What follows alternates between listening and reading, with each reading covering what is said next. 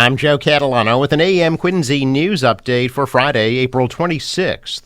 Quincy Mayor Thomas Koch says he does not support making Lunar New Year a legal city holiday. Koch says he would support making Lunar New Year a school holiday. However, he says a city holiday would be too costly and may not be legal. A consulting firm is recommending that the mayor's salary increases in Quincy be tied to the increased cost of living. A report this week stated that the mayoral salary has not changed since 2015 and also suggested that the current salary is far below the average for a community the size of Quincy.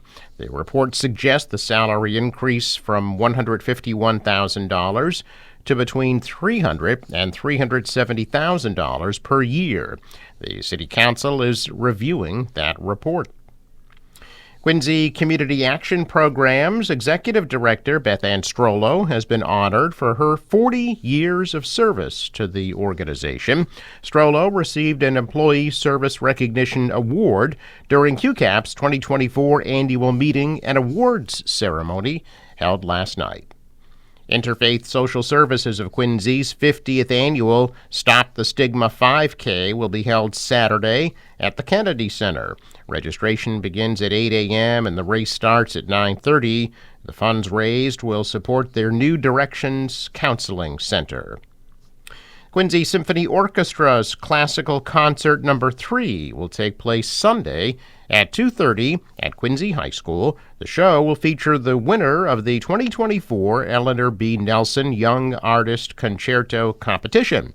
The free concert will also include a performance of Tchaikovsky's Symphony No. 5. A traffic update: the Four River Bridge is scheduled to open Friday at 1 p.m. and Saturday at 7 a.m.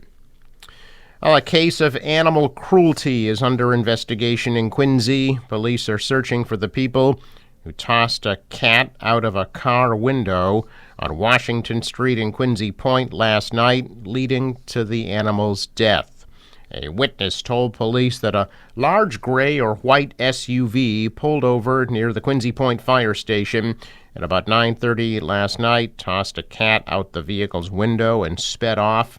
Officers quickly recovered the cat and took it to the VCA Animal Hospital in Weymouth, but the cat, named Honey, died. An electronic chip in the cat led police to the owners on nearby Whitten Avenue, where police determined somebody had taken the cat from the owner's yard and drove off with it.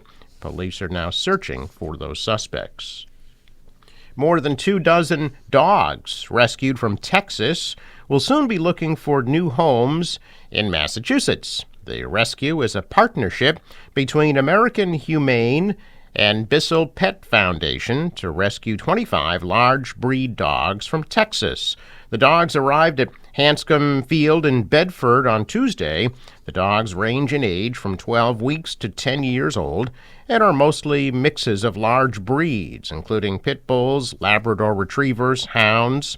After their arrival in Bedford, they were split between all four of the MSPCA's adoption centers.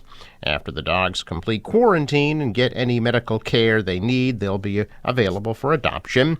Caring for the dogs is expected to cost roughly $5,000. The MSPCA recently found homes for 135 dogs during its week-long Ready, Set, Dog Adopt-a-thon. The MSPCA works with other organizations to transport dogs to New England from overcrowded situations nationwide. A jury has been selected, and opening statements are scheduled to start soon in the Karen Reed murder trial. But first, the judge heard arguments yesterday on several key motions that have yet to be decided in the case.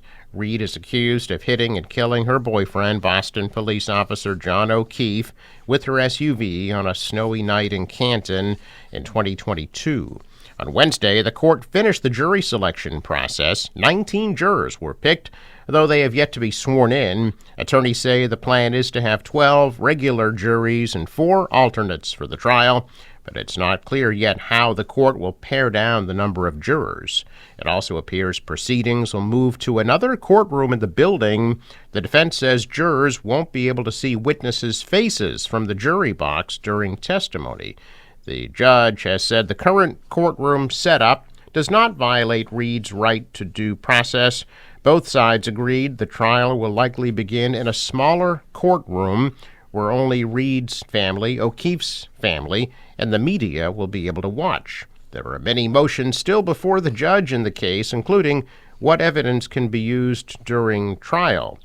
The judge decided some of those yesterday. A piece of DNA, a hair, allegedly found on Karen Reed's bumper, will be admitted to evidence.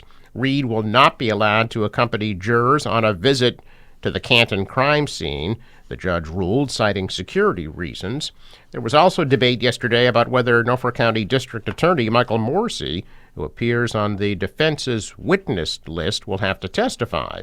The defense says Morrissey inserted himself into the case personally with a video condemning witness harassment.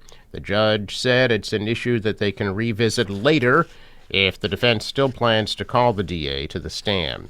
Reed's attorney said they want Morrissey to take the stand to question the integrity of the investigation. The judge asked why they couldn't do that through other witnesses. Another issue the judge will wait to decide on is whether Reed's blood alcohol content from the morning after O'Keefe's death can be used as evidence. Opening statements are set to start on Monday at Norfolk Superior Court in Dedham, with 87 potential witnesses on the prosecution list and 77 for the defense. The trial's expected to last 6 to 8 weeks once it gets underway.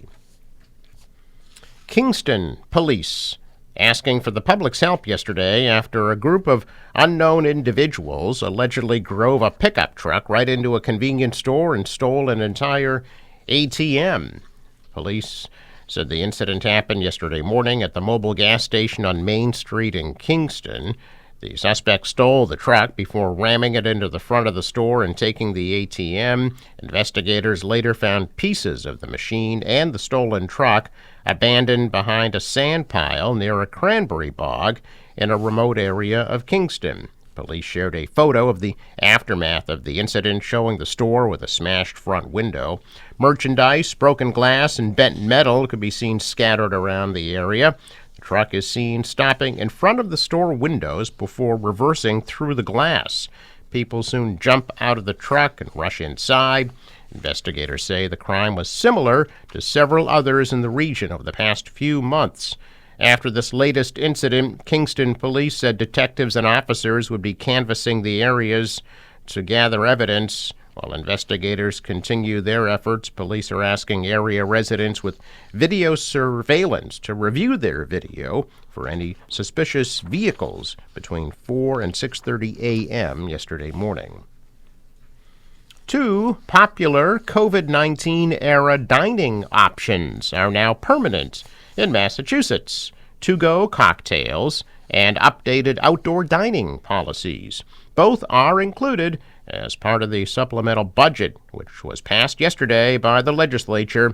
Under the now permanent COVID-19 era laws, mixed drinks can be sold with takeout or delivery food orders in sealed containers. If they're being transported by car, the drinks must be placed in the trunk or non-passenger compartments of the vehicle. The supplemental budget also made pandemic-era outdoor dining policies permanent.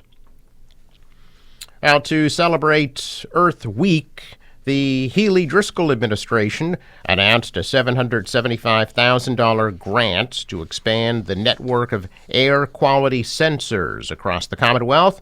Representatives from the Department of Environmental Protection, as well as from the Energy and Environmental Affairs Office, gathered in Kenmore Square this week to offer members of the press a tour of one of the state's 24 air quality monitoring stations. The stations, like the one in Kenmore Square, are permanent and expensive, so the goal behind the grant is to expand the air quality sensing network by deploying Purple Air sensors. The sensors are much more affordable and have much less of a footprint. Over 200 of the Purple Air sensors will be given out to underserved, lower-income communities at no cost to them. It supplements the 248 sensors that were distributed in 2021. The air monitoring stations test for pollutants such as ozone, carbon monoxide, nitrogen dioxide, and fine particulate matter. The data that's collected by the sensors feeds into a website run by the DEP. Check of business news this morning, and stocks pulled back. The Dow is down 375 points. NASDAQ dropped 100. S&P fell 23. Global stocks rose despite worries about the economic outlook and inflation in the U.S. and the rest of the world. The euro was up and oil at $83 a barrel. In sports, the Cleveland Guardians beat the Red Sox 6-4. Boston's back home tonight at 7:10 against the Cubs. And in the playoffs, the Bruins will be in Toronto tomorrow night at 8 o'clock for Game 4 of the Stanley Cup playoffs. The Bees lead that series 2-1. And the Celtics will be in Miami tomorrow night at 6 for their Game 3 against the Heat. That series is tied at 1 game apiece. Forecast from the National Weather Service. Today, sunny at a high of 59 degrees. Tonight, clear, low of 31. Mostly sunny tomorrow, high 66. Mostly cloudy on Sunday, the high of 67, and partly sunny on Monday with a high near 70 degrees. For the boater today, waves about a foot. A northeast wind at 5 knots becomes east later today at a high tide at 2:01 p.m. Sunrise 5:45, set 7:38. I'm Joe Catalano with an AM Quincy news update for Friday, April 26th.